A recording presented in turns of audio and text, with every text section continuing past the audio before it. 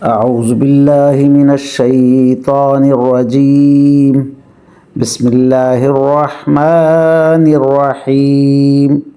وآذان من الله ورسوله إلى الناس يوم الحج الأكبر أن الله بريء من المشركين ورسوله فإن تبتم فهو خير لكم وإن توليتم فاعلموا أنكم غير معجز الله وبشر الذين كفروا بعذاب أليم.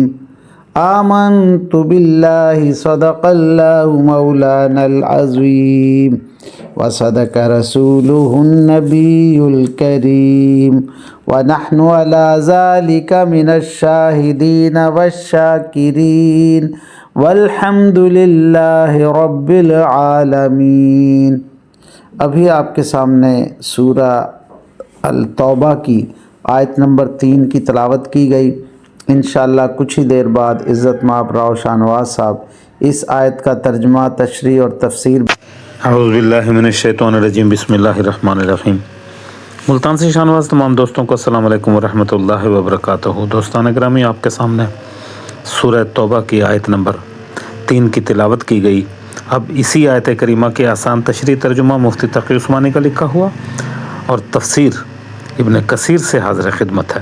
اللہ تعالیٰ قرآن پاک میں ارشاد فرما رہا ہے، اور حج اکبر کے دن اللہ اور اس کے رسول صلی اللہ علیہ وسلم کی طرف سے تمام انسانوں کے لیے یہ اعلان کیا جاتا ہے کہ اللہ بھی مشرکین سے دستبردار ہو چکا ہے اور اس کا رسول بھی.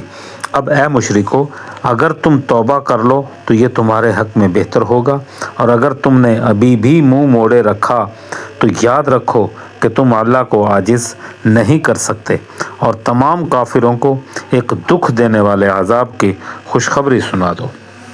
اب ان کی آسان تشریح. واضح رہے کہ حج اکبر ہر حج کو اس لیے کہتے ہیں کہ عمرہ چھوٹا حج ہے اور اس کے مقابلے میں حج بڑا حج ہے، اور یہ لوگوں میں مشہور ہے کہ اگر جمعے کے دن آ جائے تو وہ حج اکبر ہوگا. اس کی کوئی دلیل نہیں.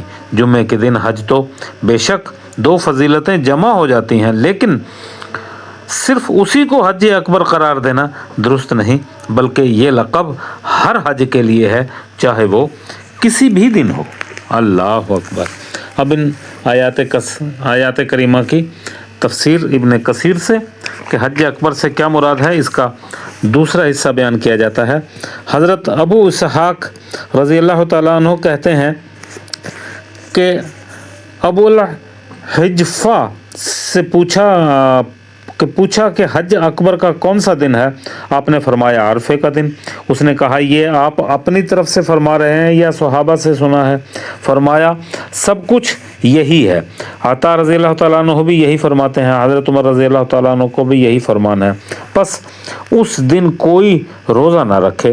راوی کہتا ہے کہ میں نے اپنے باپ کے بعد حج کیا، مدینہ پہنچا اور پوچھا کہ یہاں آج کل سب سے افضل کون ہے؟ تو لوگوں نے کہا کہ حضرت سعید بن مسیب ہیں.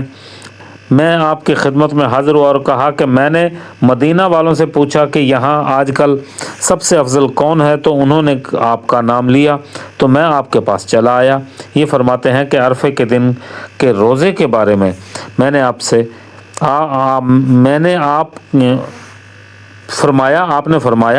آپ نے فرمایا لو میں تمہیں اپنے سے بھی ایک 100 درجے بہتر شخص کا نام بتاتا ہوں. وہ حضرت عمر رضی اللہ تعالیٰ عنہ ہیں یا ابن عمر ہیں. وہ اس روزے سے منع فرماتے ہیں اور اسی دن کو حج اکبر فرماتے ہیں. ابن حاتم میں وہ ہے، اور بھی بہت سارے بزرگوں نے یہی فرمایا کہ حج اکبر سے مراد عرفے کا دن ہے. ایک مرسل حدیث میں ہے کہ آپ نے اپنے عرفے کے خطبے میں فرمایا یہی حج اکبر کا دن ہے. دوسرا قول یہ ہے کہ اس سے مراد بقرہ عید کا دن ہے. حضرت علی علیہ الصلوۃ والسلام یہی فرماتے ہیں. ایک مرتبہ حضرت علی علیہ الصلوۃ والسلام بقرہ عید والے دن اپنے سفید خچر پر سوار جا رہے تھے، جو ایک شخص نے آ کر لگام تھام لی اور یہی پوچھا۔ آپ نے فرمایا حج اکبر کا دن آج ہی کا دن ہے، لگام چھوڑ دے۔ حضرت عبداللہ بن ابی اوفی کا قول بھی ہے۔ حضرت مغیرہ بن شعبہ نے اپنے عید کے خطبے میں فرمایا آج ہی کا دن یوم الاضحیٰ ہے، آج ہی کا دن یوم النحر ہے، آج ہی کا دن یوم حج اکبر ہے۔ ابن عباس رضی اللہ تعالیٰ عنہ سے بھی یہی مروی ہے اور بہت سے لوگ اسی طرف آ گئے۔ حج اکبر بقرعید کا دن ہے۔ اللہ اکبر۔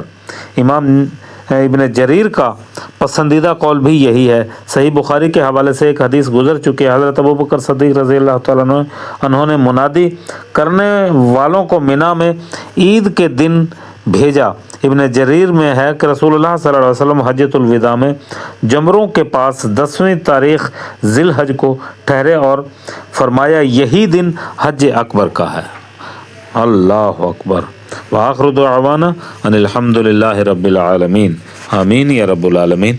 یا اللہ، قرآن پاک پڑھا گیا اپنی بارگاہ میں منظور و مقبول فرما اور ہمارے لیے توشہ آخرت بنا دے۔ آمین یا رب العالمین۔